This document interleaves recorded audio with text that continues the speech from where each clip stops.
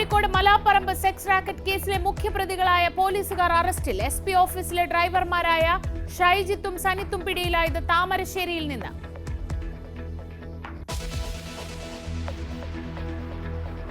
കേരള സർവകലാശാല സെനറ്റ് യോഗം ഇന്ന്. ഗവർണർ രാജേന്ദ്ര അർലേക്കർ പങ്കെടുക്കും.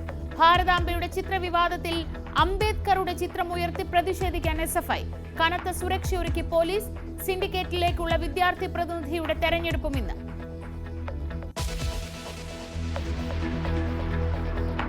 സംസ്ഥാനത്ത് അതിതീവ്ര മഴയ്ക്ക് താൽക്കാലിക ശമനം. ഇന്ന് റെഡ് അലർട്ട് ഇല്ല. കണ്ണൂരിലും കാസർഗോഡും ഓറഞ്ച് അലർട്ട്.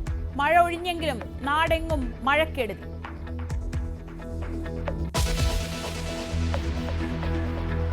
അഹമ്മദാബാദ് വിമാന ദുരന്തത്തിൽ മരിച്ച 119 പേരെ തിരിച്ചറിഞ്ഞു. 74 പേരുടെ മൃതദേഹം വിട്ടു നൽകി. പത്തനംതിട്ട സ്വദേശി രഞ്ജിതയുടെ മൃതദേഹം തിരിച്ചറിഞ്ഞില്ല.